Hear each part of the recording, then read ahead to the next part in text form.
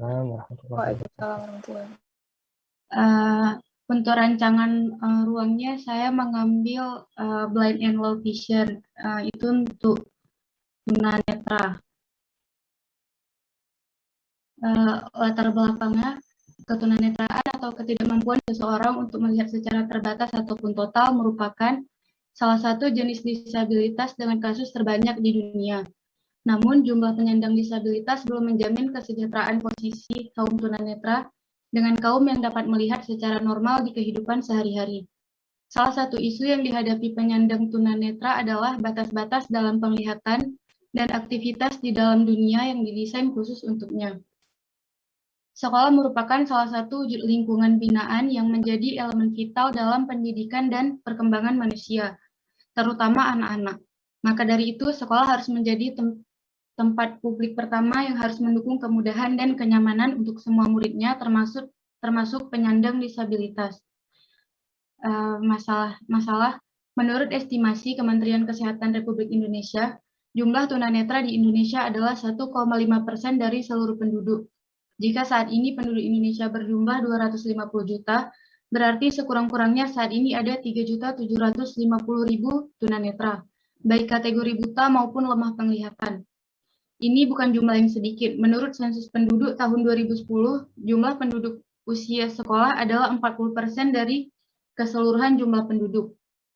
Ini berarti 40% dari 3.750.000 tunanetra di Indonesia adalah tunanetra dengan usia 6-18 tahun, yang dimana pada usia tersebut merupakan usia anak sekolah yang membutuhkan pendidikan khusus untuk kemampuan yang terbatas. Tujuan perancangan, merancang ruang kelas khusus tunanetra yang mengakomodasi kebutuhan kegiatan belajar mengajar untuk siswa tunanetra dengan prinsip yang berfokus pada kebutuhan pengguna yang merespon perilaku ketunanetraan.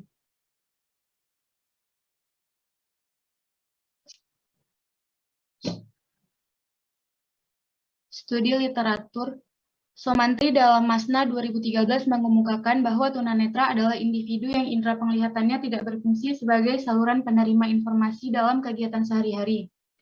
Jenis tunanetra dibagi menjadi dua, yaitu buta total dengan kondisi tidak dapat melihat sama sekali dan low vision dengan kondisi masih bisa melihat meskipun terbatas.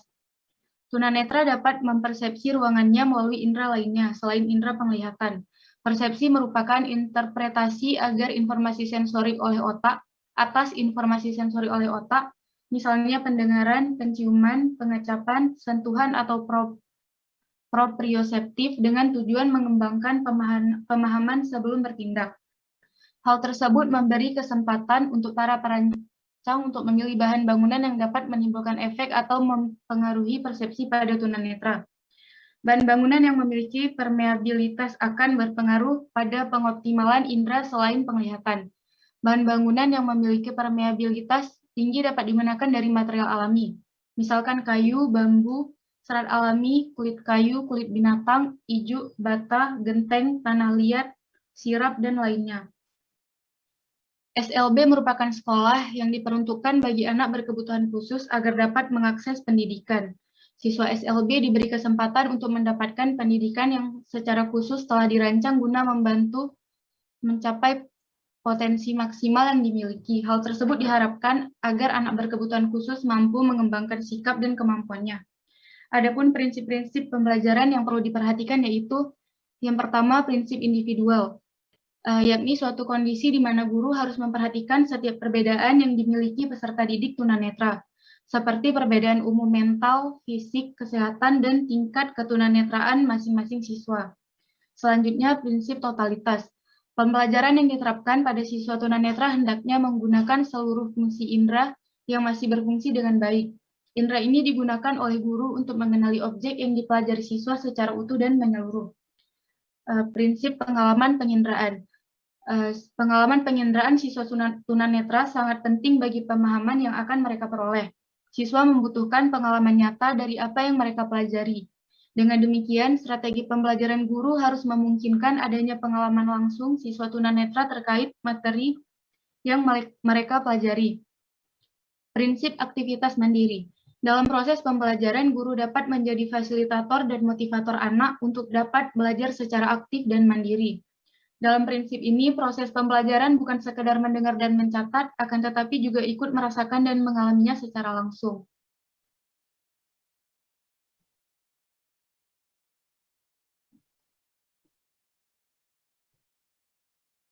Selanjutnya, media-media pembelajaran yang dapat digunakan sebagai proses pendukung belajar mengajar bagi anak penyandang tunanetra. Yang pertama ada huruf Braille. Digunakan untuk keperluan membaca dan menulis bagi anak tunanetra. Huruf Braille merupakan kumpulan titik-titik timbul yang disusun untuk menggantikan huruf biasa. Yang kedua, kamera touch sight. Kamera ini memiliki layar Braille fleksibel yang menampilkan gambar 3 dimensi dengan gambar timbul di bagian permukaan. Kamera diletakkan di kening pengguna untuk merekam suara selama 3 detik yang menjadi petunjuk untuk mengatur foto. Yang ketiga, reglet. Untuk keperluan menulis, anak tunanetra memerlukan alat khusus untuk memudahkannya. Selanjutnya, mesin baca Kurzweil. Mesin ini dapat membaca suatu buku yang bercetak hasil-hasil hurufnya dikeluarkan dalam bentuk suara. Mesin ketik Braille, keterampilan dalam menggunakan keyboard ini sangat berguna untuk proses pembelajaran dan keahliannya. Selanjutnya ada optakon yang berfungsi untuk mengubah tulisan menjadi getaran. Optakon terdiri dari satu kamera dengan elemen fotosensitif yang dihubungkan ke susunan sandi raba yang sesuai dengan huruf tertentu. Yang terakhir ada papan hitung dan sempoa. Untuk belajar berhitung, anak tunanetra biasanya menggunakan papan hitung khusus atau sempoa. Bulir-bulir pada sempoa memudahkan indera anak untuk belajar matematika. Selanjutnya ada respon arsitektur terkait kebutuhan anak berkebutuhan khusus tunanetra terhadap sekolah luar biasa. Yang pertama, penggunaan sudut siku-siku dalam orientasi bangunan. Sudut kanan memungkinkan tunanetra untuk berbelok dengan mudah tanpa memikirkan berapa banyak belokan yang diberikan di persimpangan koridor.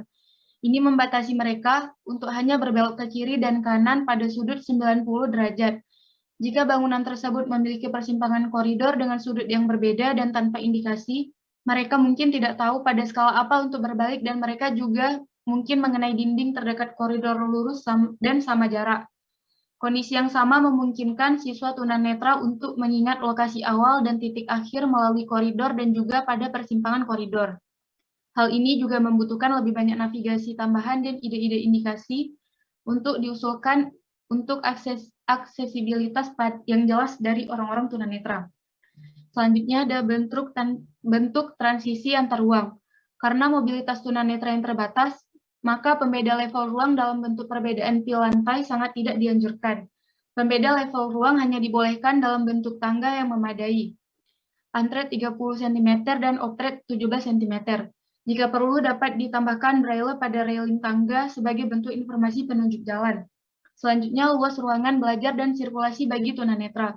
Tunanetra kadang melakukan pergerakan tubuhnya dengan dibantu oleh tongkat yang diayunkan ke kiri kanan agar tidak terbentur dengan objek di depannya. Perilaku tunanetra tersebut juga akan memerlukan ruangan yang lebih luas bila dibandingkan dengan orang awas. Luas ruang bagi tunanetra dapat ditambah 30%. Selanjutnya ada material dinding dan lantai untuk sekolah. Tunanetra tidak hanya merasakan perubahan tekstur di lantai, tetapi mendengar perubahan suara saat tongkat dibenturkan ke lantai dan menimbulkan gema berbeda pada permukaan yang berbeda. Berbagai macam bahan lantai seperti keramik, kayu, atau perkit, terakota, vinil, dan lainnya akan memberikan suara gema yang berbeda. Adapun material lantai alami seperti kerikil yang dimana akan menimbulkan tekstur yang dapat dirasakan oleh kaki tunanetra. Hal ini dapat dipergunakan sebagai pengarah mobilitas, mengoptimalkan indera peraba pada tangan melalui cara pada sisi dinding ruang didesain dengan trail rail atau dinding bertekstur setinggi lengan yang membantu tunanetra bahwa mereka sudah dekat dengan ruang berikutnya, atau ruang dengan fungsi lain. Setiap ruang dapat menggunakan tekstur yang berbeda untuk membedakan ruang. Selanjutnya, pemilihan warna untuk interior bangunan. Warna merupakan komponen penting dalam sebuah desain. Tunanetra wall vision lebih peka terhadap rangsang cahaya daripada totally blind, yang dimana pemakaian warna kontras akan membantu gerak atau mobilitas. Selanjutnya, jalur bertekstur. Dilengkapi dengan 2 jalur untuk datang dan goal, di mana ia memiliki desain titik perkerasan taktil yang serupa yang menunjukkan arah aliran. Juga dilengkapi dengan titik bertekstur yang berbeda. menunjukkan jangkauan suatu ruang di dekatnya. Area tempat duduk mencapai titik persimpangan, mencapai braille terdekat, pegangan tangan, dan lain-lain. Bagaimana ruang yang nyaman bagi penyandang tunanetra? Penyandang tunanetra low vision masih dapat merespon warna tertentu. Warna yang masih dapat direspon oleh low vision adalah warna kuning, sehingga warna kuning digunakan untuk warna gilding block yang menunjukkan adanya jalur khusus tunanetra. Pada ruang kelas, warna yang sesuai adalah warna yang bersifat cerah dan hangat, karena warna tersebut akan lebih memiliki efek emosional yang lebih baik sehingga mereka akan lebih terangsang untuk lebih segar, dinamis, dan bergairah. Namun penggunaan motif warna tidak boleh terlalu kompleks sehingga akan membingungkan tunanetra. Kemudian pemilihan bentuk interior juga diperhatikan bagi keselamatan tunanetra. Maka tidak disarankan untuk menggunakan bentuk-bentuk yang memiliki sudut yang lancip atau tajam. Untuk tunanetra, ruang sirkulasi harus cukup bagi mereka dengan tambahan tongkat untuk berkegiatan sehingga dimensi tongkat perlu diperhatikan. Studi presiden yang saya ambil adalah Utah School for the Deaf and Blind yang berlokasi di Salt Lake City, Utah di USA. Sekolah Tunarungu dan Tunanetra Utah, sebuah fasilitas baru yang menyediakan pendidikan, terapi, dan layanan untuk berbagai tingkat kemampuan sensorik, perilaku, fisik, dan kognitif. Keseluruhan kanvas massa berwarna terang disorot dengan aksen kontras tinggi dari fitur-fitur bercahaya merah terang untuk menciptakan landmark secara keseluruhan. Bangunan ini merupakan tempat yang cerah, menyenangkan, dan menyenangkan untuk berbagai penghuni termasuk anak-anak, orang tua, fakultas, staf, administrasi, peneliti, dan dokter. Ruang rapat dan area dewan penasehat yang menghadap gimnasium dari atas dengan akses taman, atap yang berdekatan, dan tentu saja banyak penyimpanan, menyediakan titik acuan navigasi dan pencarian jalan yang jelas, masuk dan keluar dari gedung menjadi konsep desain yang diperlukan ketika mengembangkan bentuk dan memilih bahan. Ini adalah layout sekolahnya. Ini ada block plan, floor plan, dan desain sekolahnya. Analisa pengguna, ada siswa dan pengajar. Karakteristik tunanetra dan low vision dalam beraktivitas, bersosialisasi, dan bergerak dapat dirangkum sebagai berikut.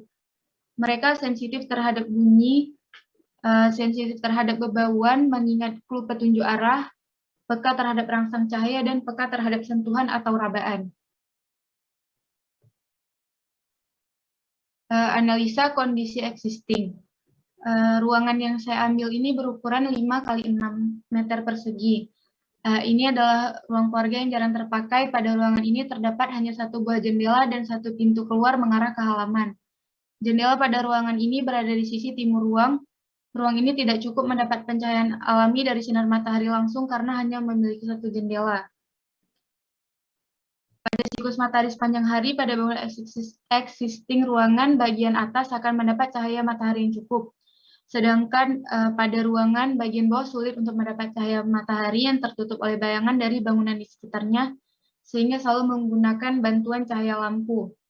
Memberikan bukaan sesuai arah datangnya cahaya matahari, menambahkan jarak menjauh antar bangunan agar tidak rapat, dan menggunakan material yang bersifat reflektor merupakan salah satu cara untuk memberikan semua ruangan pencahayaan alami yang mampu masuk sampai ke area yang sulit sekalipun. Sekian presentasi dari saya. Assalamualaikum warahmatullahi wabarakatuh. Waalaikumsalam warahmatullahi wabarakatuh. Oke, terima kasih Nada. Mungkin feedback dari saya, materi yang Nada sampaikan ya, menurut saya banyak ya, sangat banyak. Studi literatur juga sangat lengkap ya terkait dengan topik yang diambil. Nah, tapi ya ada tapinya.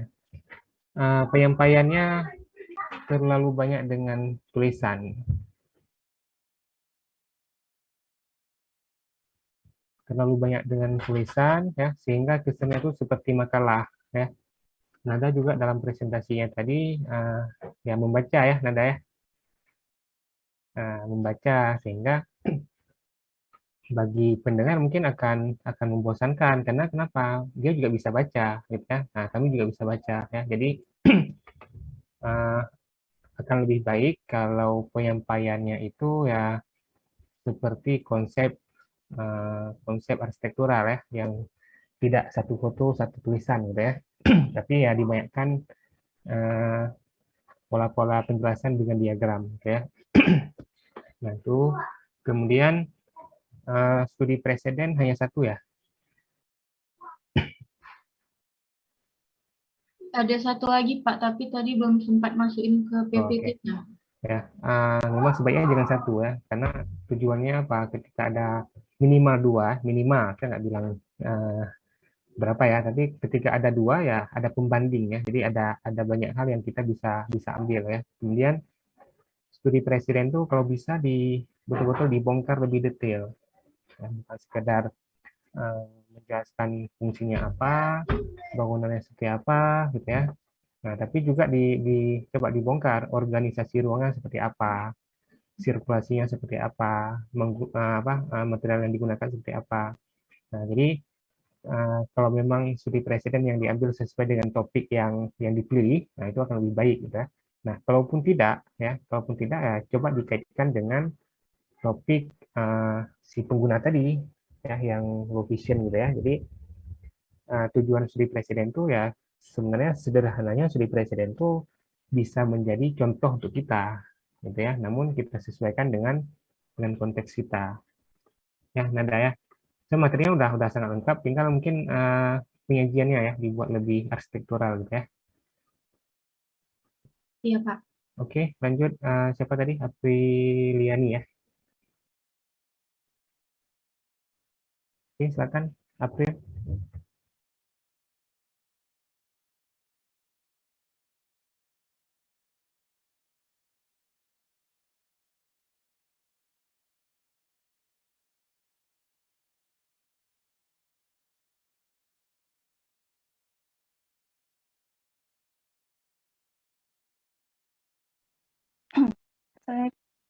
Assalamualaikum. Assalamualaikum. Ya, lanjut. Jadi untuk progres kali ini langsung saja ke disabilitas yang saya ambil. Coba Ini diaktifkan ini ya, slideshow-nya. udah Pak? Slideshow-nya. Jadi kan masih... Oh iya Pak. Ini ya.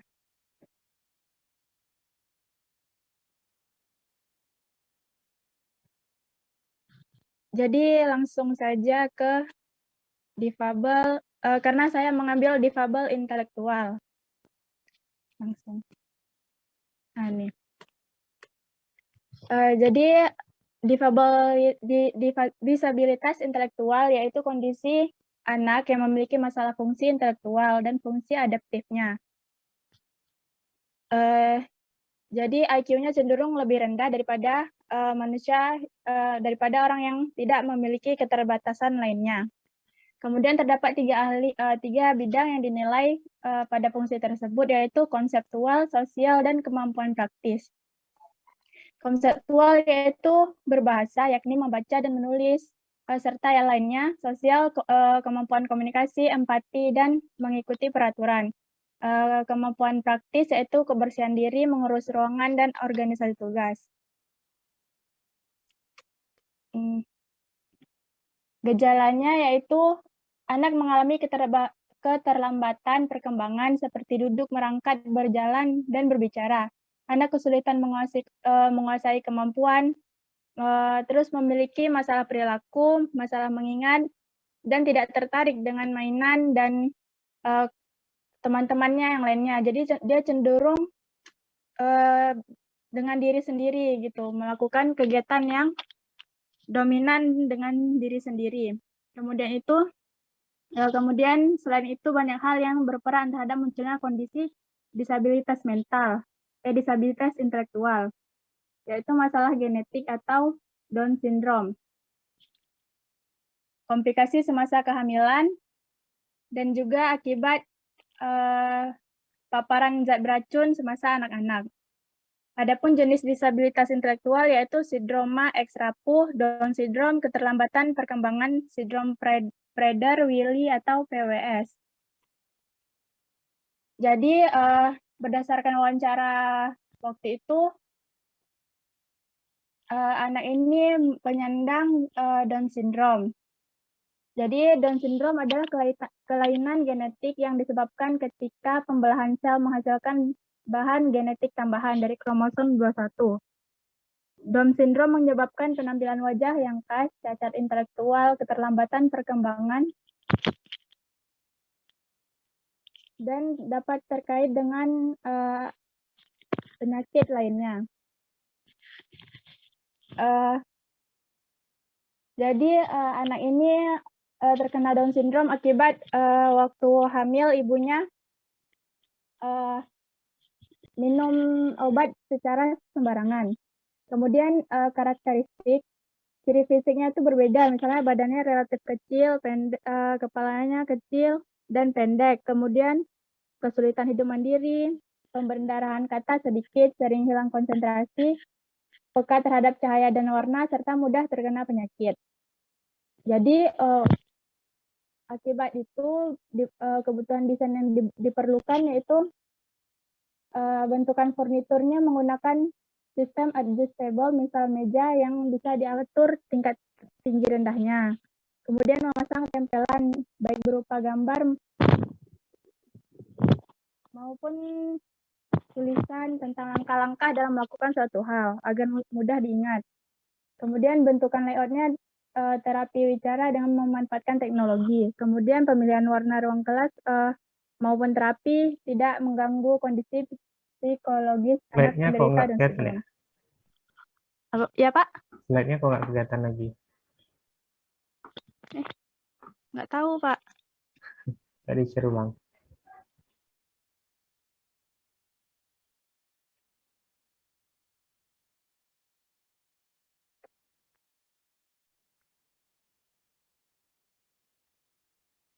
Terkeluar Zoom laptopnya Pak. Bentar Pak.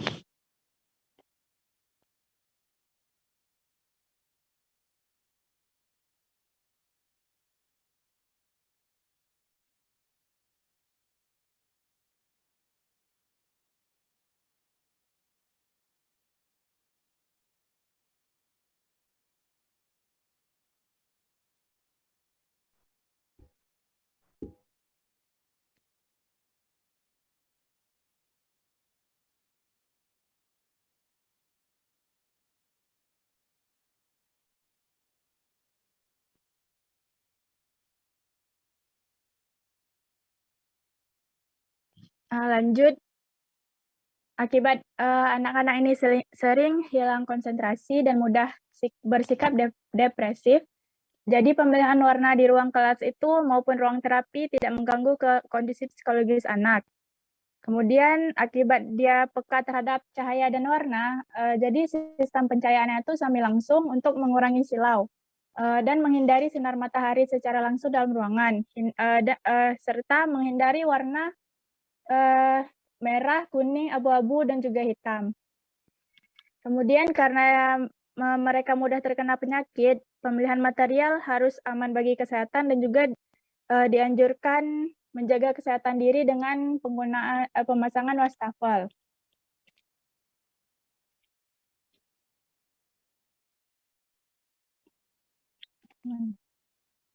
Jadi untuk adik ini belum dapat banyak fotonya, jadi dia bernama Dede Zakial Hadi dengan disabilitas Down syndrome.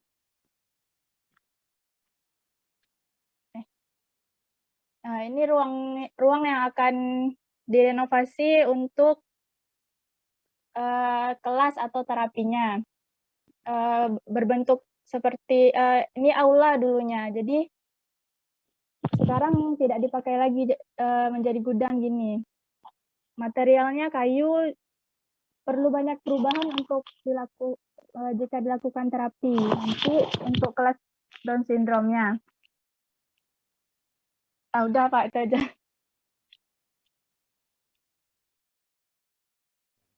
Ini juga masih banyak tulisan ya, datanya juga masih sangat banyak yang kurang gitu ya.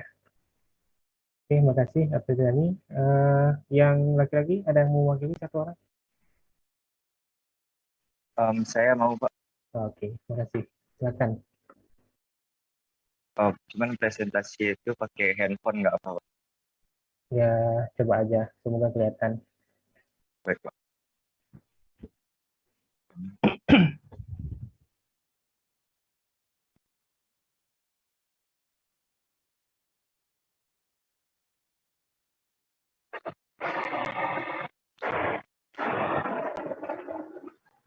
Baik, terima kasih sebelumnya. Sebenarnya saya akan menjelaskan model presentasi itu menggunakan konsep poster. Jadi mungkin revisi awal seperti yang dibilang Bapak tadi, banyak tulisan, tapi kan saya lanjutkan. Pertama, saya akan mengambil materi itu mengenai Taman Rekreasi Anak Berkebutuhan Khusus atau ABK. Pertama, saya akan bahas latar belakang.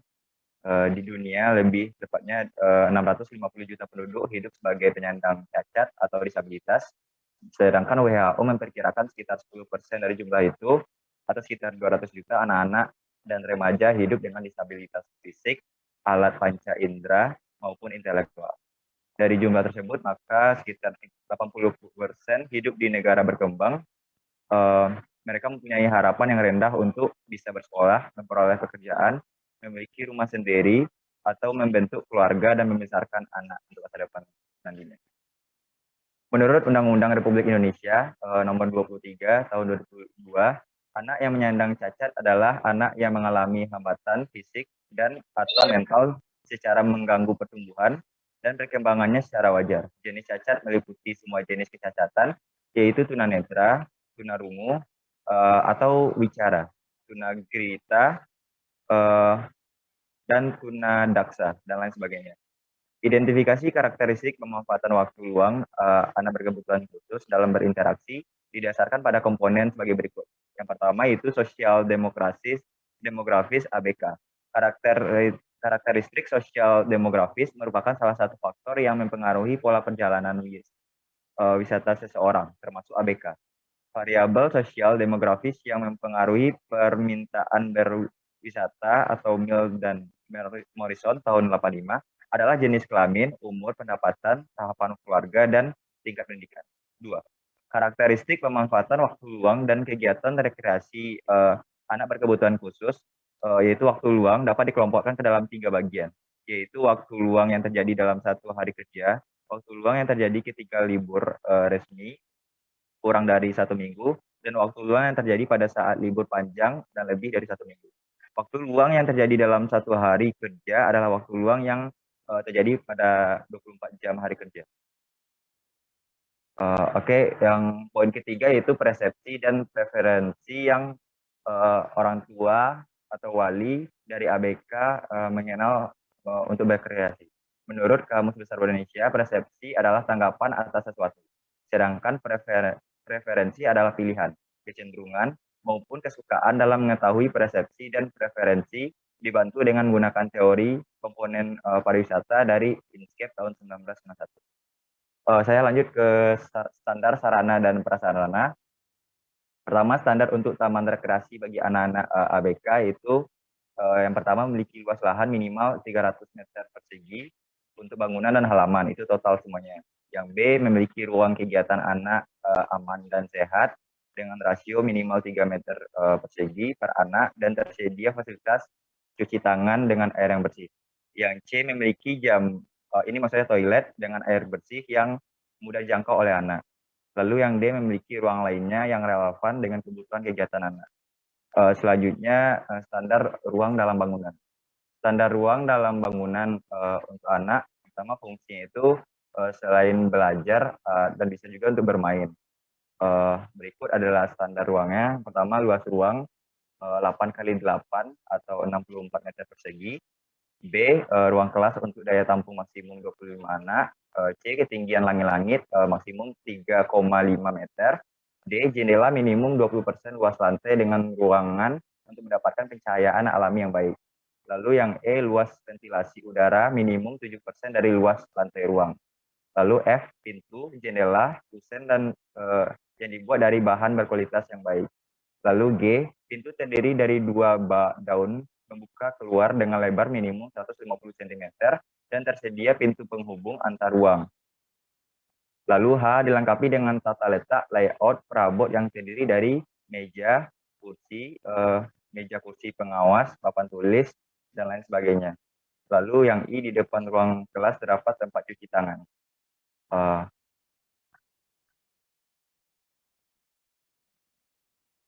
Selanjutnya saya akan masuk ke standar ruang luar bangunan. Pertama, dalam standar ruang bangunan itu ada splilut. Splilut merupakan ruang semi terbuka yang berfungsi untuk kegiatan olahraga ringan, senam, atau permainan. Pertemuan ceramah umum, pameran, dan lain sebagainya. Untuk kriteria perancangannya itu, yang pertama, luas ruangannya itu minimal 10 kali 12 atau 120 meter persegi. B, bentuk ruangan sebaiknya mendekati buju sangkar, segi 6 atau bulat. Lalu yang C, tinggi langit-langitnya itu minimal 4 meter. Bahan penutup lantai dipilih yang tidak licin. Terdapat dinding pembatas ruang setinggi 120 cm. Lalu terdapat lampu penerang. Lalu standar ruang tunggu terbuka. Ruang tunggu terbuka berfungsi sebagai tempat orang tua menjemput anak-anaknya. Tata ruang pada area tersebut pada area pintu masuk gedung dan tidak terlihat langsung oleh anak dari ruang kelas. Berikut adalah kriterianya. Yang pertama yaitu luas ruang 4x4 sama dengan 16 meter persegi. B, tinggi langit-langit minimal 4 meter.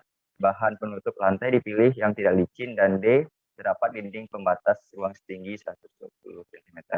Berikut saya ambil studi preseden yaitu Children Community Center The Playscape.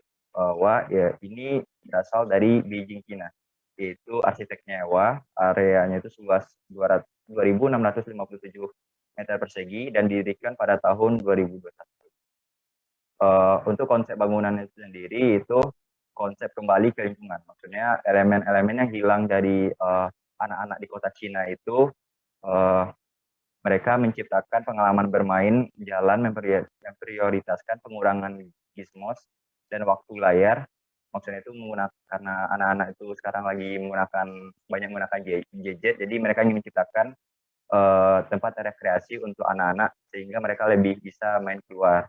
Untuk playscape atau perwujudan sifat-sifat yang dimaksudkan oleh perancang itu salah satunya sembunyikan dan cari atau interaksi kelompok. Maksudnya itu maksud penting untuk melibatkan imajinasi anak dan mempromosikan interaksi di dalam satu kelompok. Lalu ada petualangan, playground, yaitu mungkin anak-anak bisa bermain, berpetualang di tempat ini. Lalu ada sudut dan celah proporsi tubuh. Ruang dirancang untuk anak-anak dengan sudut untuk mengeksplorasi dan memahami ergonomi. Lalu ada maze, discovery, tempat yang tidak terlihat perlu dieksplorasi untuk mengungkapkan diri, rute paling efisien atau langsung tidak selalu paling menyenangkan. Maksudnya mungkin di maze ini bisa anak-anak seperti yang kita kenal main petak umpet atau main sembunyi gitu. Lalu ada fantasi, imajinasi, lanskap disarikan dengan menghilangkan etnografi dan memungkinkan fleksibilitas dalam skenario berbasis pemikiran. Playscape adalah alat untuk mempromosikan pembelajaran sambil memungkinkan penciptaan naratif bagi anak-anak untuk bermimpi dan mengembangkan indera yang berkaitan dengan keseimbangan dan proprioception atau kesadaran. Saldo yang diterima begitu saja sampai ditantang, ini adalah harapan bahwa respon emosional berbasis aktivitas terhadap lingkungan binaan ini dan persepsi bisa dimanfaatkan dengan baik, dapat menambah alat untuk membantu anak dalam berkembang. Saya sampai di situ baru, Pak. Ya, seperti sekian dari saya. Assalamualaikum warahmatullahi wabarakatuh. Ya, makasih Izu. Cuma lihat presentasi Izu itu seperti baca buku Izu ya. Iya Pak, karena banyak tulisannya. Ya, jadi apalagi formatnya seperti itu ya persis seperti buku gitu. Iya. Ya. Nah, tengok Bapak nanti diperbaiki ya. Baik Pak. Nah, oke, mungkin untuk hari ini cukup 3 presenter aja. Nah, ada beberapa hal yang ingin saya sampaikan.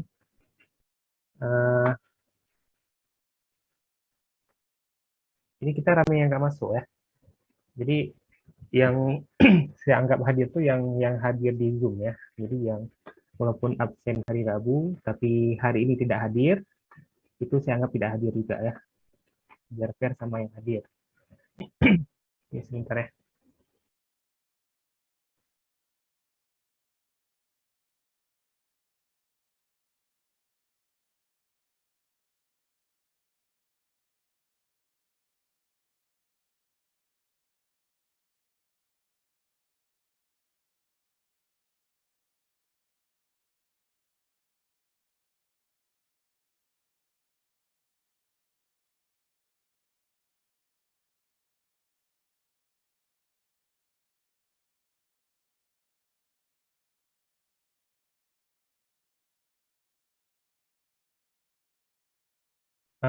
Sudah terlihat slide saya? Sudah, Pak. Sudah ya. Oke, ini mungkin terkait dengan teknik penyajian ya, teknik penyajian ataupun teknik presentasinya gitu ya. Mungkin materinya kalau pernah di SPA ruang kelas saya mungkin lebih kurang sama gitu ya. Jadi terkait dengan data ya, data itu latar belakang, permasalahan gitu ya. Itu bisa disederhanakan dengan diagram gitu ya. Jadi kalau tulisan semua ya jatuhnya nanti ya seperti buat makalah ya, seperti buat buku gitu ya. Nah, jadi karena kita di arsitektur ya, jadi penyajiannya itu harus ngarsitek ya istilahnya ya. Jadi saya kasih beberapa contoh ya, contoh penyajian ya. Penyajian. Nah, ini contoh ini cerita tentang Indonesia sebagai negara agraris. Ya. Nah, jadi gambarnya menggambarkan Indonesia, ya, peta Indonesia, kemudian juga diilustrasikan dengan karena agraria mungkin identik dengan bertani, gitu ya, identik dengan bersawah, bertani di sawah. Jadi ya diilustrasikan gambar isi dari peta itu ya persawahan, gitu ya. Kemudian yang terkait dengan data ya disingkat ya, yang sebelah kanan. Segala informasi terkait yang apakah itu data latar belakang itu dibuat secara grafis ya. Bayangkan kalau ini dituliskan dalam paragraf mungkin udah 1 halaman gitu ya, mungkin ya. Nah, jadi mungkin kan butuh referensi kalau memang belum pernah menerjemahkan ide, menerjemahkan data, menerjemahkan latar belakang dan apapun itu ke dalam diagram. Nah, mungkin butuh referensi ya. Nah, tapi kalau pernah di kelas SPA, di kelas saya dan Pak Heru harusnya sudah terbiasa gitu ya, harusnya ya. Kemudian contoh lain ya. Nah, contoh lain bagaimana sebuah gambar ya. Ini latar belakang ya, latar belakang ini karya sayembara ya. Di atasnya adalah judul ya, ada temanya, kemudian apa yang diceritakan itu diilustrasikan dengan gambar gitu ya. Gambarnya itu bukan sekedar gambar memperindah halaman presentasi bukan, tapi juga bagian dari menjelaskan ilustrasi dari data yang disampaikan gitu ya. Jadi kalau bisa diterjemahkan diagram-diagram data seperti ini ya. Memang kita dituntut untuk berpikir ya, bagaimana data yang saya sampaikan ini bisa orang paham, bisa orang mengerti gitu ya. Nah, jadi bukan sekedar bagus dari diagramnya, tapi juga orang harus paham. Ya, itu contoh data. Kemudian terkait dengan user analysis ya, terkait dengan user analysis, sebagaimana yang saya jelaskan minggu lalu, bahwa ketika objek rancangan itu rumah, berarti kita harus menganalisis aktivitas dari si user itu 24 jam. Ya, 24 jam. Ya. Ini contoh ya, contoh beberapa karya SPA. Ya. Jadi ada jamnya, ada timeline-nya, kita ngapain aja. Jam segini ngapain aja, ketika pagi, ketika malam, gitu ya. Nah, kalau karena ini contohnya konteksnya rumah, berarti ya 24 jam, gitu ya. Kemudian dianalisis ya per user, gitu ya. Seperti ini ada ayah, ada ibu, gitu ya. Atau boleh juga dengan seperti ini, gitu ya. Dalam satu diagram itu memuat semua user, gitu. Ya, dalam sebuah diagram memuat misalkan ada 6 user, berarti 6 user pun terakomodir dalam satu diagram, ya. Ya, mungkin lebih rumit, ya, lebih rumit, tapi ya memungkinkan, gitu ya. Atau contoh lain, gitu ya, contoh lain dari diagram-diagram yang sebenarnya fleksibel, ya, sangat fleksibel, ya, kreativitas kalian, gitu ya. Nah, kemudian nanti ada kajian yang mungkin usernya dianalisis ketika weekday, ketika weekend, gitu ya. Itu kan akan beda-beda ya kegiatannya, ya. Nah, ini contoh lain dari diagram user analysis, ya. Ini punya angkatan 2016 kalau nggak salah saya. Nah, ini juga contoh yang lain, ya, contoh yang lain bagaimana menjelaskan kegiatan dengan diagram, ya. Jadi besaran dari bubble-bubble diagram ini itu menjelaskan informasi durasi, ya, lamanya, gitu ya. Jadi bukan sekedar cantik ataupun bagus, tapi juga dia punya informasi yang sangat kompleks, gitu ya. Nah, itulah kelebihan diagram, ya. Dengan satu diagram kita bisa menjelaskan sangat banyak hal, gitu ya. Nah, ini diagram dari mahasiswa angkatan 2020. Ya, bimbingan saya di SPA 2. Nah, jadi kalian yang angkatan 2017, 18, 19 ya jangan kalah. Ya, jangan kalah dengan yang 2020. Ya. Jadi per user ada pasti akan beda aktivitasnya, ya. Jadi dijelaskan per user, gitu ya. Ada anak 1, anak 2, anak 3, anak 4. Kemudian ada gurunya, ya. Nah, kita di PA2 bermain dengan apa? Objeknya itu tempat bermain dan belajar anak. Nah, jadi kita bisa lihat weekday-nya, ada weekend-nya, gitu ya. Kemudian masing-masing user dia punya skema sendiri, gitu ya. Ngapain aja, gitu ya. Nah, contoh sederhana aja, misalkan sarapan. Kalau di rumah ada yang sarapannya jam 7, ada yang nggak sarapan, ya. Sarapannya jam 10, atau nanti sekalian dengan siang, cukup dengan makan kue. Itu kan beda, ya. Jadi nggak mungkin usernya 5, analisisnya cuma 1. Nah, ini contoh lain juga, angkatan 2020, bimbingan saya. Nah, ini lebih beda lagi, ya, skemanya per orangnya, ya. Jadi ada yang dia mulainya dari sini, ya, dari jam 8.30, ya, sampai jam 12.30. Ya, karena ini konteksnya sekolah ataupun tempat bermain, jadi jam yang di situ lah jam kerjanya, ya, jam sekolahnya. Gitu. Nah, kemudian di user selanjutnya mungkin dengan diagram yang skemanya sama, tapi bentuk diagram yang berbeda, ya. Nah, karena memang di diagram ini saya minta kalau memang ada alternatif ya silakan, gitu, ya. Supaya apa? Supaya memang pola pikir terhadap penerjemahan diagram itu terbiasa, gitu ya. Nah, ini contohnya lain lagi, ya. Nah, jadi ada 3 model diagram yang dikerjakan oleh mahasiswa ini, ya. Nah, ada berdasar urutan 1, 2, 3. Intinya kita bisa memahami, ya. Berarti nomor 1 itu jam 8.30. Kemudian dia datang sekolah. Kemudian aktivitas kedua jam 8.35 sampai ke aktivitas 25, ya, pulang, gitu ya, jam 13.30.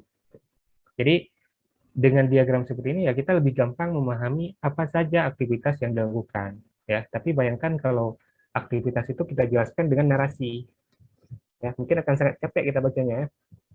Pada pukul 8.30 user 1 berangkat ke sekolah, titik gitu. Pada pukul 8.35, nah, itu kan sudah seperti buat makalah, gitu ya. Kemudian terkait dengan template tugas ya. Tadi Ibu mungkin mencoba tugasnya seperti poster ya, tapi nanti akan ada tugas poster ya Ibu ya. Jadi tenang aja. Tapi untuk tugas laporannya, ya laporannya kita sepakati ya biar seragam. Karena nih sudah ada edaran dari rektor bahwa kemungkinan kita akan luring ya. Kemungkinan kita akan luring, tapi belum ada follow up dari jurusan atau prodi. Nah, jadi kalau nanti misalkan luring, nah mungkin tugasnya akan dikumpulkan dalam bentuk hard copy gitu ya. Jadi kita perlu samakan template tugasnya sebagaimana tahun-tahun sebelumnya. Jadi kita buat di A3 landscape ya, bukan A3 landscape.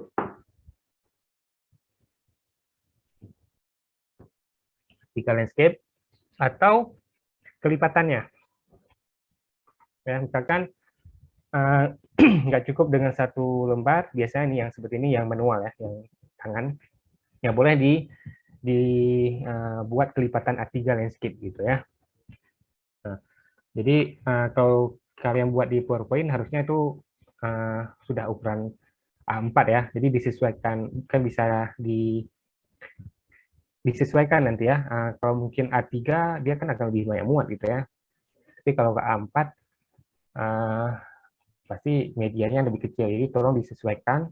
Kalau nanti kebijakan dari jurusan dan prodi perkuliahan kita akan luring ya, akan di kampus, jadi kemungkinan kita kumpul tugasnya itu bisa jadi hard copy ya. Jadi untuk jaga-jaga sebaiknya ya disiapkan template-nya sesuai dengan kesepakatan hari ini ya, A3 landscape dan kelipatannya gitu. Oke. Kemudian saya kasih contoh ya, saya kasih contoh tugas dari bukan angkatan ya, semester tahun lalu ya, tahun lalu yang dapat A ya, dapat A. Tapi ada tapinya nih. Kalau saya kasih contoh ya, kalau saya kasih contoh, kalian harus buat lebih bagus dari contoh yang saya berikan. Gimana? Siap nggak?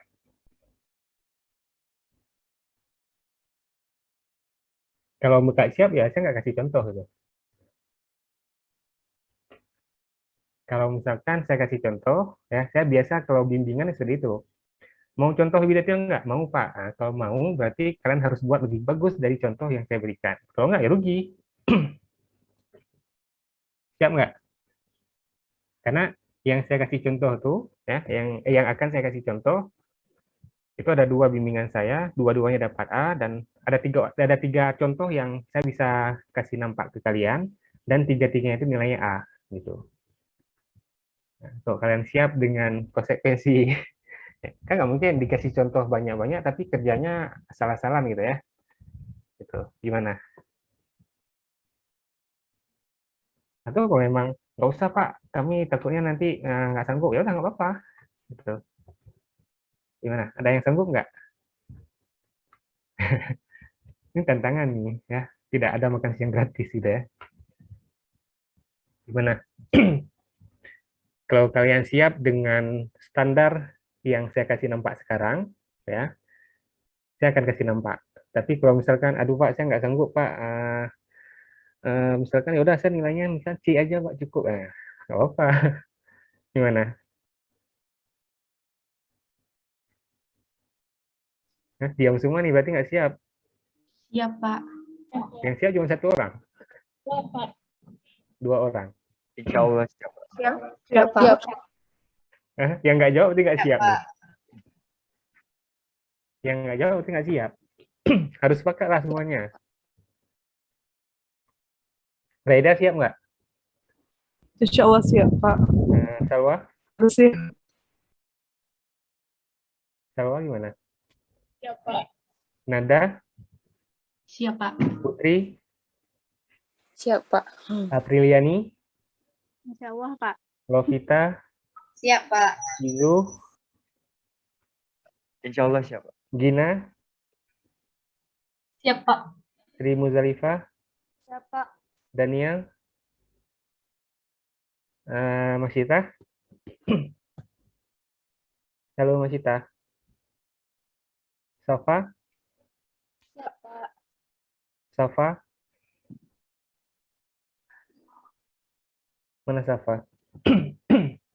Siap, Pak. Oke. Ini ada yang ngomong siapnya lantang, ada yang ngomong siapnya tuh lemas gitu ya. Siapa gitu ya. Oke, berarti yang hari ini ya, yang hari ini datang, ini kan saya tanda nih screenshot gitu ya. Nah, ini yang menyatakan siap berarti progresnya harus lebih bagus dari yang saya kasih contoh sekarang. Siap ya? Jangan senyum aja ya. Siap, Pak. Ya. Oke.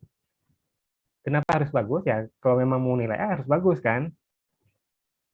Itu. Jadi kalau kalian bisa buat sama kualitasnya dengan yang saya kasih contoh, berarti nilai AB di tangan. Belum A ya? Nilai AB di tangan. A berarti harus lebih bagus. Nah, jadi ini cuaca di tempat saya hujan, jadi memang perlu sedikit pemanasan ya. Ya harus seperti itu. Nah, kemudian sebelum saya kasih contoh ya, kita minggu depan UTS. Ya, minggu ke-8 UTS. Atau nggak mau UTS? Nggak mau, boleh, Pak. Boleh, nggak ada nilai. Oh, nggak jadilah, Pak, UTS aja. Jadi, minggu ke-8 kan,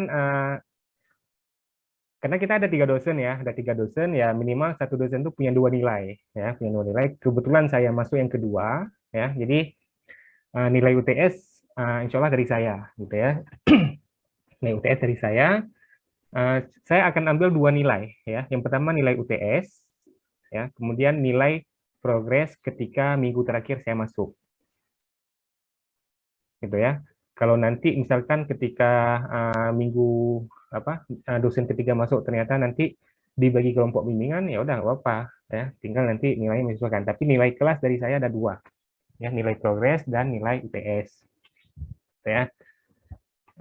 Karena kita rame, sedangkan perkuliahan kita hanya sekitar 1,5 jam, tidak mungkin semua presentasi, gitu ya. Jadi biar fair ya, tugasnya dikumpul, ya, nanti saya akan nilai. Gitu ya. Jadi minggu UTS kita nggak usah kuliah, dikumpul tugas saja, kemudian nanti saya akan periksa. Nah, mungkin bagi kalian itu akan memudahkan ya, akan menyenangkan karena hanya kumpul saja, benar nggak? Ya kan? Kan tinggal kumpul, nggak presentasi, ya kan? Ya. Ya, Pak. Siap, Pak. Yang bilang nggak, saya nggak percaya gitu ya. Jadi ketika kalian hanya kumpul saja, berarti itu akan memudahkan bagi kalian. Ada tapinya nih, ya. Memang saya akan capek ya, membaca satu persatu. Nah, kalau presentasi ya seperti tadi ya, kalian bisa ketika saya tanya ataupun ketika saya nggak paham, kalian masih bisa menjelaskan. Oh, maksud saya seperti ini, Pak. Ya, masih bisa dijelaskan secara langsung. Nah, tapi kalau kalian kumpul, kemudian saya periksa, artinya yang saya nilai adalah apa yang saya lihat dan apa yang saya pahami. Gitu ya. Nah, jadi kalau kalian buat ala kadar, buat asal-asalan, artinya ya udah nilainya juga asal-asalan, nggak ada kesempatan untuk membela diri. Oh Pak, maksud saya seperti ini, nggak ada gitu ya. Nah, jadi tolong dibuat benar-benar ya supaya nilai UTS-nya tinggi dan itu akan membantu nilai akhir nanti ya. Gitu ya. Jadi karena kalau UTS-nya presentasi semua itu mungkin butuh 4 jam ya, 4 sampai 5 jam. Nggak mungkin juga ya. Dan nggak mungkin juga saya buat dua minggu. Minggu ini ada setengah dari mahasiswa, minggu depan sisanya. Nggak fair bagi yang mahasiswa yang kena minggu pertama kan. Nah, karena minggu kedua tuh akan lebih siap pasti gitu ya. Tuh, jadi UTS-nya mau minggu ke-8 atau minggu ke-9? 9, Pak. Minggu ke-9. Kan, Pak. Minggu ke-9. Iya, Iya, Pak, Kalau, 9. kalau minggu ke-9 nanti sisa jatah saya ya berakhir di minggu ke-10. Nah, kalau UTS-nya minggu ke-9, nanti nilai progres yang saya ambil di minggu ke-10 nanti nggak akan banyak perubahan. Ya, jadi harapan saya UTS di minggu ke-8, kemudian minggu ke-10, kalian punya kesempatan 2 minggu untuk memperbaiki dari hasil UTS. Ya, sehingga nanti ketika dosen selanjutnya masuk, ya tinggal kalian menyempurnakan. Ya. Oke ya, berarti minggu depan UTS ya. Ya, Iya, Pak. Iya, Pak. kan gampang, tinggal kumpul aja. Iya, Pak. Ya, tinggal kumpul aja. Ya, tapi ya ingat yang saya sampaikan tadi bahwa kalian yang saya nilai adalah benda mati gitu ya. Karya kalian, bukan ada kalian yang mempresentasikan gitu ya. Jadi sepakat minggu depan UTS, yang tidak hadir tolong disampaikan, yang tidak kumpul UTS ya udah nilainya 0, nggak ada susulan gitu ya. Oke, saya share dulu. Pak, nanti contohnya dikirim ke grup, Pak. Enggak, sekarang saya ini nggak boleh kirim ke grup. Kalau kirim ke grup nanti kalian suka-suka bacanya ya. Bentar. Saya kasih contoh satu aja dulu ya. Ya, nggak usah banyak-banyak ya. Kalau ternyata di hasil UTS yang jelek, baru saya kasih contoh lagi gitu. Dan saya pilih dulu yang mana.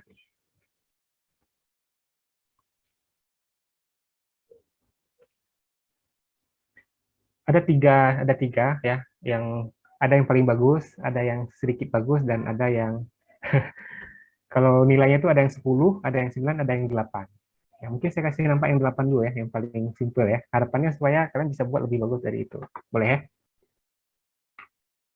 Boleh, Pak. Boleh, Pak. Boleh, Pak. Boleh, Pak. Oke, sebentar.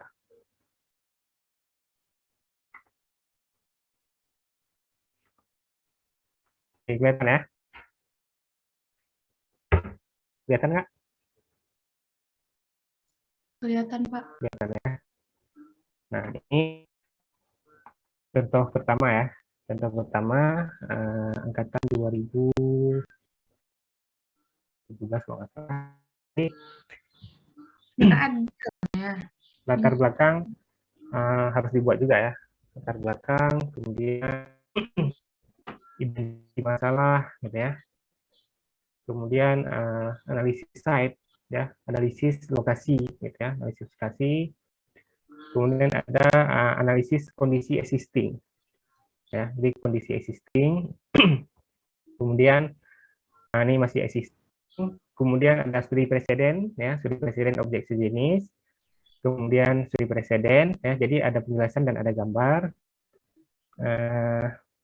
Di preseden masih studi preseden, studi objek sejenis ya masih. Kalian bisa lihat ya presentasi tidak seperti makalah gitu ya. Nah, kemudian ada tema lagi. Kalau misalkan kalian mengambil tema berarti ada studi banding tema. Ya, ada tema tematik ya, harusnya memang tematik ya. Tadi kan kalian masih sebatas objek ya. Nah, jadi nanti kita sepakati progres UTS sampai apa gitu ya. Nah, kemudian usernya, ada user activities analytics-nya, ya, ini juga masih activity. Nah, kemudian ini masuk ke konsep ya, ke konsep. Nah, ini udah konsep. Kemudian saya kasih juga contoh selanjutnya ya. Nah, ini 2017. Nah, ini kalau nggak salah saya 2020 kemarin sempat kita luring, kemudian lanjut ke online ya karena COVID ya. Jadi ada yang kalian boleh memilih media ya, boleh mau dengan software, mau dengan grafis, mau dengan tangan, gitu ya. Ini contoh selanjutnya. Nah, kalau saya pribadi saya lebih suka yang seperti ini, ya, yang menjelaskan diagram menjelaskan latar belakang dengan diagram, ya. Kemudian Udah ambil template ini tadi. template mana? So, Pak. Nah, kemudian, nah ini karena kemarin sempat luring ya, jadi apa yang sudah dikerjakan di scan dan dimasukkan dalam ini ya.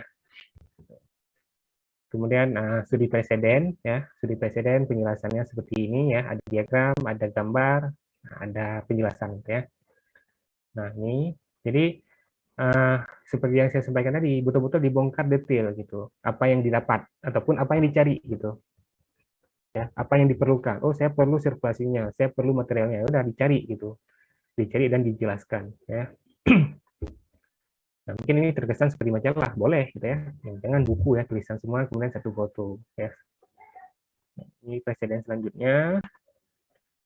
Kemudian ini tema ya, tema. Kemudian analysis site ya. Nah, ini menjelaskan kondisi existing ya, menjelaskan kondisi existing. Existing ya, ini menjelaskan detail dari interiornya ya, interiornya. Kemudian ini udah ke konsep ya, user analysis, diagram ya, diagram. Apalagi dengan kalian dikasih kebebasan, harusnya lebih bagus hasilnya. User seperti apa aktivitasnya ya. Nah, kalau ini bisa masuk ke desain ya, ke desain.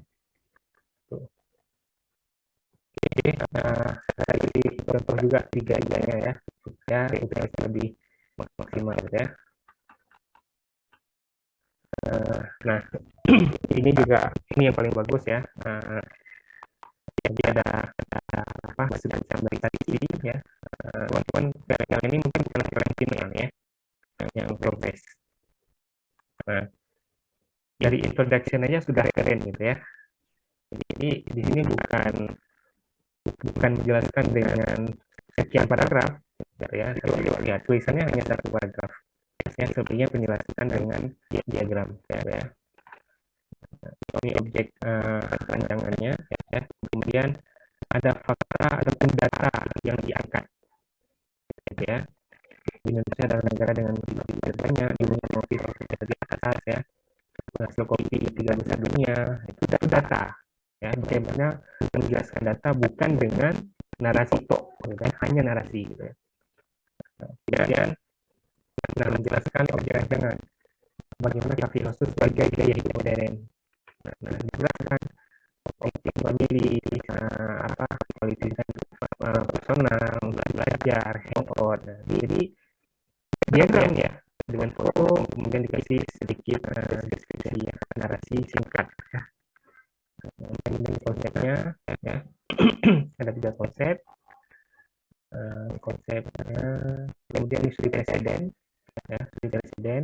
Nah, kita bisa lihat bagaimana layout yang ditampilkan sangat menarik ya. Ada tipologi, ada morfologi. Tipologi apa saja, kemudian morfologi apa saja yang dibahas ada gitu. Nah, kemudian program ruangnya ya, ruang jalur sirkulasi. Nah, kalian ketika mengambil denah dari studi preseden ya, kalian perlu jelaskan dengan diagram kalian. Perlu kalian tambahkan warna untuk menjelaskan misalkan sirkulasi, zonasi, organisasi dan sebagainya ya. Kemudian yang selanjutnya ya. Nah, ini selanjutnya. Nah, kemudian ini analisis site ya, analisis site. Ini data fisik. Ini kondisi existing dari lokasi yang diambil ya, dianalisis.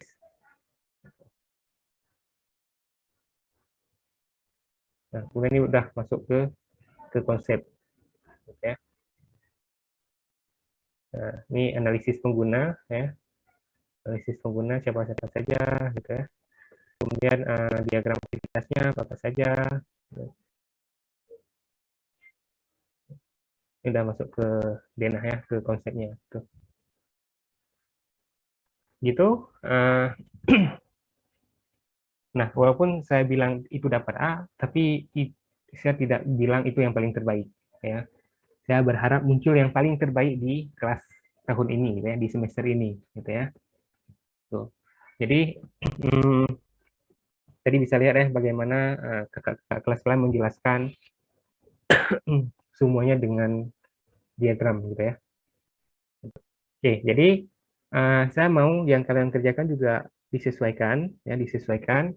Kemudian untuk progres sampai UTS, ini kan kalian sudah masuk ke site ya, ke site. Jadi biar seragam, kita progres UTS itu sampai ke analisis kondisi.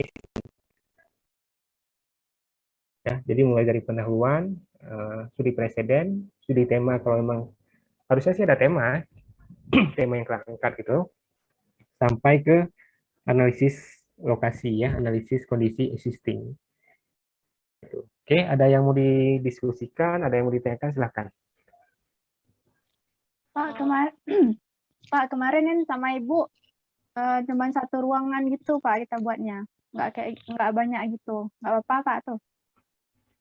Walaupun satu ruang, ya, walaupun satu ruang, ketika kita menganalisis kondisi existing, ruang di sekitarnya juga berpengaruh kan? Ya enggak? Jadi harus pilih lokasi yang memungkinkan gitu Pak. Ya, Soalnya bisa. Ya, kalau yang kemarin kan statusnya tuh kita mendesain ulang rumah tinggal untuk WFH, ya, yang saya kasih nampak tadi ya. Nah, tapi kalau kalian kan misalkan satu ruang, ya, satu ruang kalau menurut saya sih minimal ya, minimal satu ruang. Nah, kalaupun satu ruang, ya, itu kan banyak yang harus analisis, ya, bagaimana walaupun misalkan satu ruang, misalkan contoh kasusnya di rumah ya, kalau di rumah kita tadi kemarin ada yang objeknya itu tempat tidur dan kamar tidur dan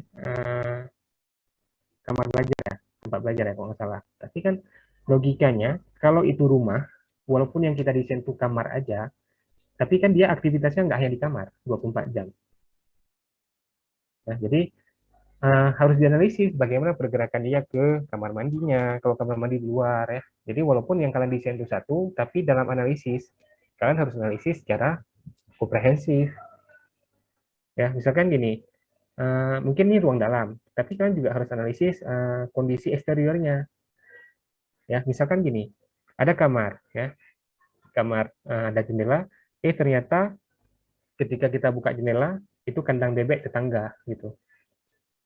Ya, itu misal. Jadi memang perlu dianalisis ya. Dalam teorinya kan ada tuh ya, hubungan ruang luar dengan ruang dalam. Gitu ya. Jadi yang ketika kalian analisis kondisi existing itu menggunakan teori-teori ruang dalam yang sudah kalian pelajari di ruang dalam satu. Ya, pencahayaan, penghawaan, sirkulasi, material, gitu ya, dan sebagainya. Itu ya. Semoga mulai minggu ini lebih bersemangat ya. Minggu kemarin kan baru pertama ya. Minggu kemarin baru pertama, pemanasan nggak boleh langsung gitu. Nanti terlalu panas bisa pingsan ya. Jadi pemanasannya pelan-pelan. Pak, yang kita wawancara kan satu orang tuh Pak. Jadi nanti kira-kira aja misalnya yang jadiinnya siapa gitu. Usernya yang lain gitu Pak. Kamu objeknya apa? Apa Pak? Objeknya apa yang diambil? Kayak ruang terapi gitu Pak. Nah, ruang terapi logikanya ada berapa orang? Rame sih Pak, pasien... cuman kan Hah? rame, tapi yang cuman satu orang yang diwawancara kayak gitu. Ya, minimal beberapa ya, minimal beberapa. Nggak ada lagi soalnya Pak adik tuh, cuman satu yang sindrom Down tuh Pak. Ya, ketika terapi, keluarga datang nggak atau dia datang sendiri? Sama keluarga, ya Pak. Ya, berarti keluarga tuh jadi user. Berarti minimal ada 3, ada pasien, kemudian ada keluarga yang mendampingi, dan terapis yang menerapi. Berarti ada 3 kan minimal kan? Iya kan? Iya. Kalau misalnya kamar gitu Kak, ruangan-ruangan keluarga semua Pak ya? Yang berhubungan dengan objeknya mungkin ya. Nggak mungkin juga semuanya ya. Kalau semua jatuhnya mungkin satu rumah nanti. Tapi ya dilihat konteksnya ya. Saya nggak bisa sampaikan oh kamar aja nggak bisa karena kan saya nggak tahu analisis kondisi existingnya seperti apa ya. Kemudian aktivitasnya seperti apa. Misalkan ada yang difabel ini kamarnya di belakang, kemudian ruang makanan di tengah. Misal, berarti kan dia butuh butuh ini ya, walaupun yang kalian fokuskan di kamar, tapi kan ketika kalian analisis kegiatan dia kan melibatkan banyak ruang, gitu ya. Jadi menurut saya jangan langsung dibatasi satu ruang, ya. Coba dilihat, mungkin bisa jadi melibatkan dua ruang. Nah, nggak mungkin juga satu rumah ya, karena ini kan mungkin sengaja dibatasi gitu ya. Jadi disesuaikan dengan konteks ya. Kalau misalkan objeknya rumah dengan objeknya fasilitas publik mungkin beda konteksnya. Itu yang lain ada? Pak, saya mau tanya, Pak, kan kemarin kan rumah Mun mati lampu, jadi pas sorenya tuh nggak bisa absen, Pak. Absen nggak apa-apa. Nanti kan hari ini hadir kan? Hadir, Pak. Nah, itu yang paling penting. Bukan absen kemarin tuh yang penting. Karena kita kuliah pindah gitu ya. Jadi yang penting tuh hari ini, bukan hari Rabu. Malah saya lupa absen. Karena yang kedua, saya kemarin lupa absen. Kalau kalian gampang, kalian lupa absen, saya bisa langsung checklist itu. Tapi kalau saya lupa absen, saya harus ke bagian bawah tuh. Gitu. Gimana? Ada lagi? Bapak izin bertanya. Ya, silakan. Kalau misalnya objeknya kan tentang ruang kelas atau ruang belajar kayak gitu, Pak. Tapi site-nya yang kita dapat tuh di perumahan kayak gitu, Pak. Perumahan yang udah lama nggak terpakai. Boleh ruangannya nggak mesti sekolah, Pak. Boleh ruangan apa aja? Boleh, boleh. Kan aktivitasnya yang mungkin belajar gitu ya. Kan banyak ya sekarang sekolah-sekolah bagi kayak seperti TK tuh rata-rata emang rumah ya, sewa rumah yang jadi fasilitasnya. Tuh. Minggu ini lebih banyak pertanyaan ya dibandingkan minggu lalu ya.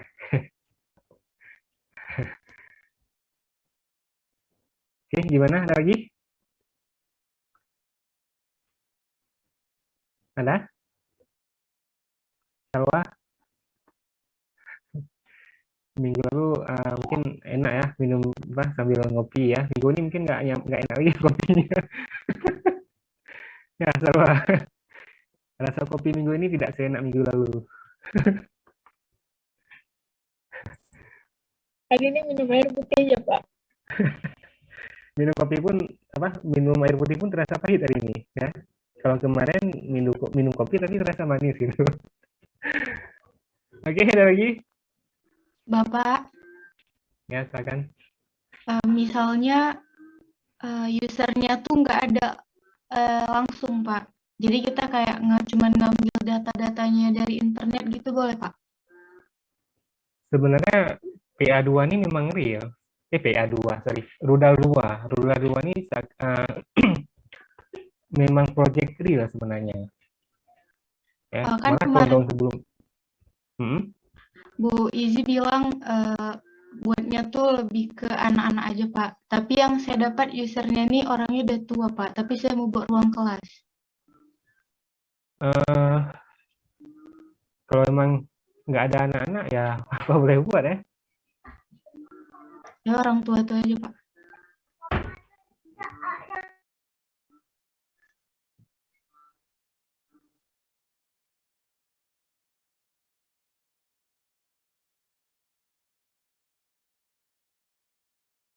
Ya kalau memang proyeknya anak mungkin diusahakan yang anak gitu ya. Tapi kalau misalkan tiba-tiba kita luring pameran tiba-tiba ada orang tua satu kliennya. Ya, sebisa mungkin coba dicari yang sesuai dengan TOR ya. Nah, dan pengalaman ketika kondisi normal dulu desainnya itu ini klinik ya, klinik kesehatan ya, boleh praktek dokter, boleh klinik pertama gitu ya. Jadi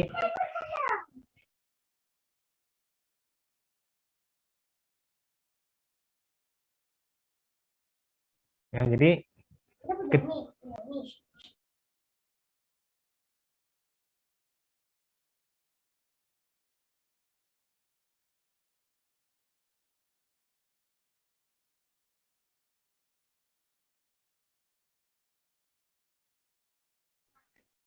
nah, jadi seperti beberapa tahun yang lalu ketika tugas final, ketika ujian akhir semester, itu presentasinya kliennya diundang. Gitu. Jadi mahasiswa selain bimbingan dengan dosen, mereka juga asistensi ke kliennya gitu. Jadi membetul-betul real gitu, seperti proyek beneran gitu ya. Nah, mungkin karena ini pandemi mungkin nggak seperti itu ya, tapi paling enggak data yang diambil tuh bukan fiktif gitu ya. Ya diusahakan lah. Gitu ya, Nanda ya. Oke, ada lagi? Iya, Pak.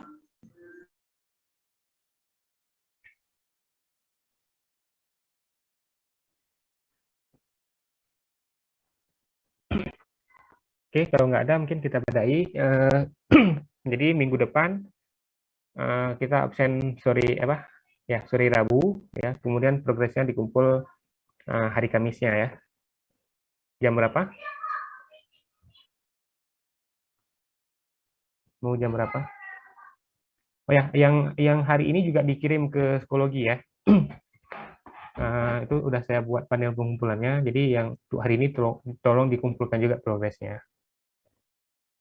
Ya, untuk UTS saya kasih waktu sampai jam berapa ya? Tengah malam boleh juga ya. Jam 12 malam kan upload juga boleh ya. Baik, Pak. Oke,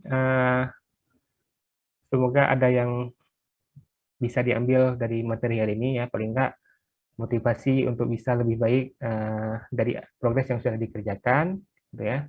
Kemudian tadi ya, berarti kalian harus buat lebih bagus dari contoh yang saya sampaikan. Di UTS nanti akan ketahuan siapa yang tetap dengan dirinya sendiri ataupun tidak berubah ya. Nah, saya bisa bandingkan progres setiap minggu gitu.